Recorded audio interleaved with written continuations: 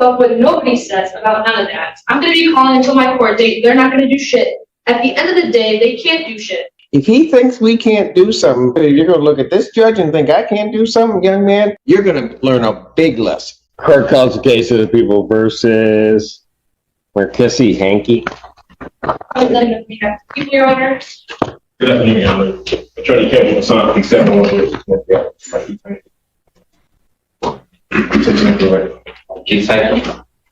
All right, it's your motion. There did probably motion that was made to previous PCC hearing. My client's vote from privileges from the jail suspended due to allegations that he cut off his tether and contact with the complainant. Following that particular bond hearing, my client not contacted a complainant witness period from the jail. Also instructed my client that if allowed to be back on bond, we would ask the court to hopefully reinstate his original bond with tether. We know judge that he has no prior criminal, well, no prior adult felony conviction whatsoever. Following the submission of my motion, I did read the people's response, which I guess there's been allegations that my client had contacted the complainant subsequently. Now, I just found out today some transcripts. Obviously, people address this, but some of the language that was used during conversations. I don't have phone conversations myself, but I will admit, Judge, that it seems that my client had contacted the complainant even after his bond. And so I say this, Judge, and again, I know it seems like my client is kind of throwing up his middle finger to the court. Oh, yeah. He is. But Judge, I just would state that this young man, I think he understands now that the court orders are serious, that the court orders him to do something, it means it. So Judge, I'm just asking, I guess, for some leniency to trust that Mr. Hankey will comply. He had a $75,000 cashier bond that he did opposed to a bondsman. The only thing I can make sure that if the court were to give him a second chance, he would not violate his bond, even if the bond is a house arrest restricted issue. So Judge, I am asking the court to reinstate his bond, and if the court is unwilling to do so, I would at least ask that his phone privileges be allowed back on to at least contact family. Does he's never had any contact with his family, his children? He hasn't been able to contact his dad, caretaker for. And so at the very least, the restriction on his phone privileges to contact family. All right, well, before I hear from the people, counsel, let me just say, you came in here the first time, and well, let me start with this. Where's our tether? From my understanding, Judge, I thought community corrections still had it. I thought they had he cut the tether off. We haven't seen it. Okay. And I know you made the representation to the court, but I know you wouldn't have personally known that. I'm sure that came from your client or something along those lines. We don't have the tether back. Okay. Then, you know, and I get you're making the representation saying your client's going to follow what the court says, but I don't know if anything can be as shocking as walking into a court free. Your bond gets revoked.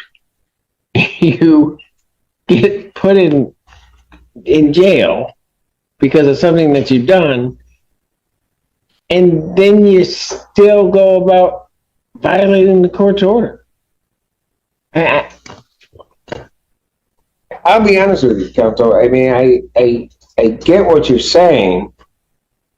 I don't have a problem giving people chances. I just don't know that this is the one to give a chance to.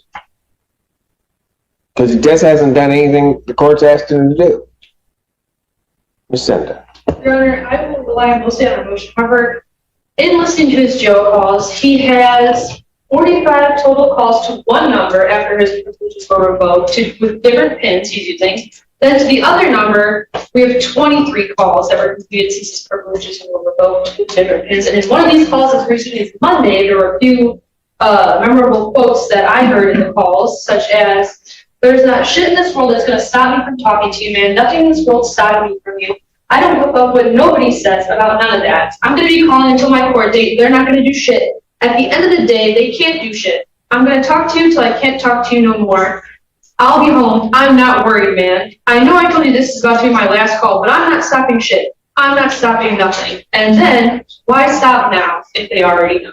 So I have extreme concerns that he cannot follow court orders, considering he cut off his tether, continued flagrantly calling the victim on other pins, both numbers, acknowledging in some of the calls that he should not be contacting her, and continue to contact her. He just cannot abide by any of the court orders that are set before him. So I have great concerns, and especially given the violent nature of this case as well. Anything else, counsel?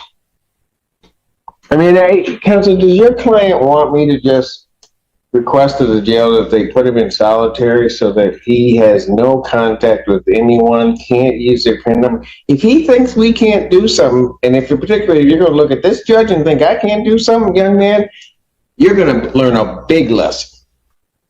So I definitely don't want that. My client. Well, he needs to, and I don't mean to interrupt you, counsel, but he needs to understand.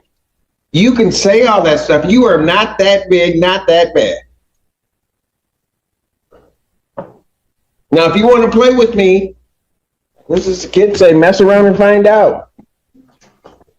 I guess that's not the quote, but yeah, it's close, but I did pretty good. I said it okay. Right now? All right. So just, if I may, just briefly, my client would like to. Go ahead. I want to apologize. I don't think I'm being bad at all. You first about my child.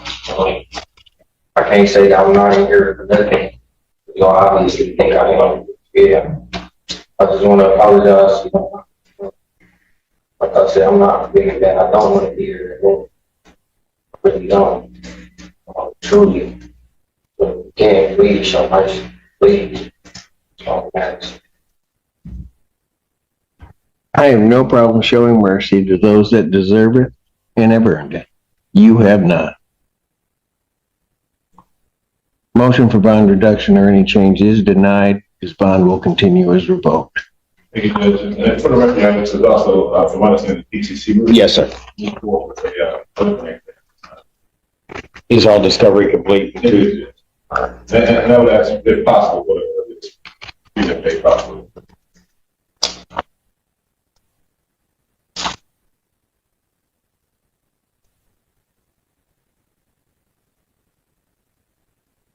People have their witnesses available on the first. We'll do our best, Your Honor. Preliminary examination in person will be set April 1st, 2025, 9 a.m. in person before Judge Perry. And Your Honor, I did want to make it clear where I did contact the jail yesterday, and they have blocked both of victims' new numbers and old numbers, so there should not be any more calls coming through. All right. Thank you. Thank you very much, Judge. Thank you, Your Honor. Where are we on this, folks? Because, I filed the proper paperwork. well, I don't know that you did. Okay, so here's the problem. I don't think that I have subject matter jurisdiction over the case, and let me just explain it so everybody knows what I'm talking about. In order for the court to obtain subject matter jurisdiction over the case, I have to have a proper notice to quit. When we were here, and I kind of explained it the last time that we were here. When we were here the last time, you were indicating to me that you gave them a notice to quit on the case. I didn't have it in my file. And I kept asking you, well, when did you serve it on them? Because I think they were saying they hadn't gotten a notice to quit. So I said that I had to have the one that has the proof of service on it. And I adjourned it out to give you an opportunity to correct that. Because if it had been served, it was. So you filed with the court a notice to quit. And importantly, on the notice to quit that you filed, it says that they had to move by February 28th, 2025. and that you served it on them March, as I'm looking at it here, March 10th, 2025, is what it looks like to me. And it says it's served by first class mail. Assuming this document to be true, I don't have jurisdiction over the case. And in fact, I'll just say this, this document, if that's the March 10th date, it can't be true. Because you can't tell someone they have to move by the 28th of February and not give them notice that they have to move until March 10th. The only way that this notice, as it is signed by you, can make sense is if it were served on them on March 10th, they would have until April 11th or April 10th in which to move. So when I look at the face of the documents, this notice is invalid. With the dates that are on here, it can't be true. Additionally, went with that notice to quit, had this file, had the police officer do it the correct way, because that's what I was told to do from this court. The notice to quit.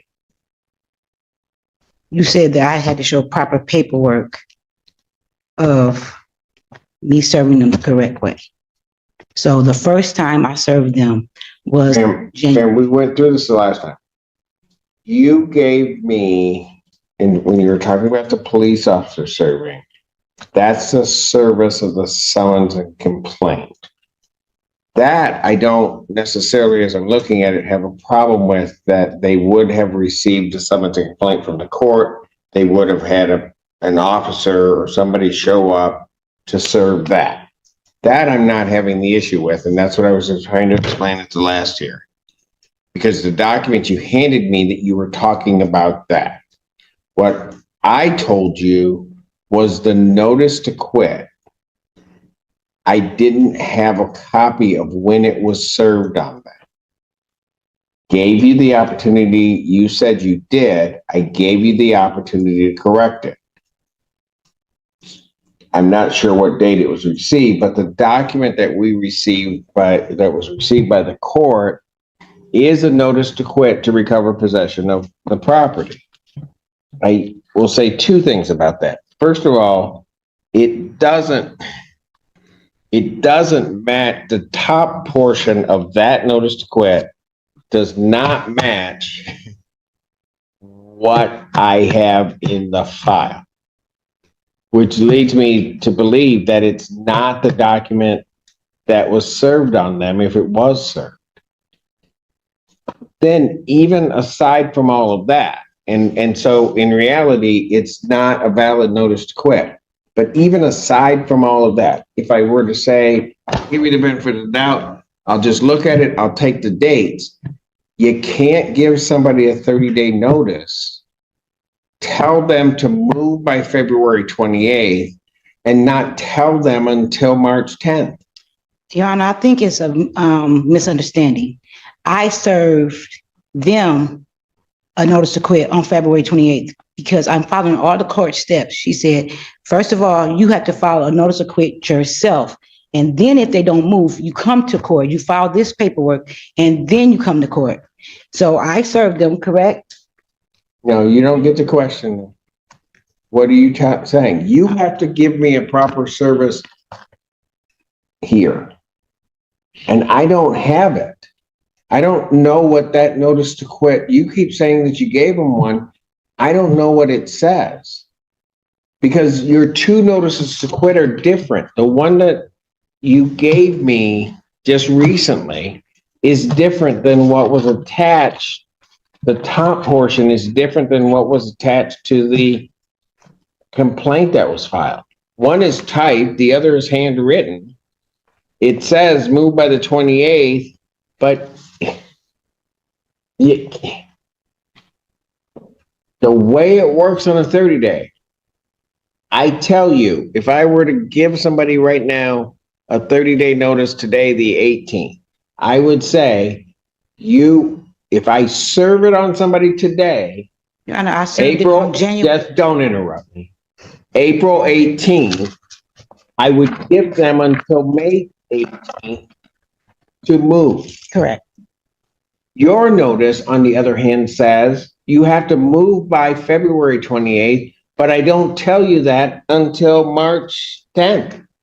That's the Can't work that way. That's the second notice, Your Honor. The first notice, they told me to serve it. You have to have a 30-day notice to quit. I served them the 30-day notice to quit January the 28th. So they had till February the 28th to move. And why don't I have a proof of service that it was given to them on January 28th? I don't have that. I told you to come back, and usually I wouldn't do it. Usually I would have kicked this case the last time. You kept telling me that you had it. I see a notice. I don't have the proof of service on the notice to quit. I gave you an opportunity to correct. What I got Your Honor, is an impossibility. Your Honor, what you got is what the court told me to do. They said file a 30-day. You're not going to blame the court. The court didn't tell you to do this, because I think this is a falsified document if you want to really get down to it. Because the notice to quit that I have in the file is typed. The notice to quit that you gave me is handwritten. It can't be the same. I don't want to accuse you of providing false documents to the court, but that's certainly what it looks like. And secondly, the dates, as I indicated, and I will say, you can smile at me all you want, but I'm going to tell you right now, if I think you filed a false document, you're going to get a show cause, and you're not going to like what happens. Am I clear? The document that you gave me is a factual impossibility. You cannot tell somebody to move February 28th and serve them on March 10th. It can't happen that way, because you're telling them to move after the time that you told them to move. You can't do it. That's what's in this file. So giving you an opportunity to do that, I've given you an opportunity to correct it. You failed to correct it. I will state on the record, I think you provided to the court a false document. This court lacks subject matter jurisdiction pursuant to the cases decided by the Michigan Supreme Court. I don't have jurisdiction over this case. The only thing that I can do is dismiss it. This case is dismissed for lack of subject matter jurisdiction. Thank you. What'd you say? Ma'am, you better bring her back here. Bring her back here, Alan. Your Honor, Yeah, go back there someplace, because when she comes back in here, it is going to be a mess. Okay.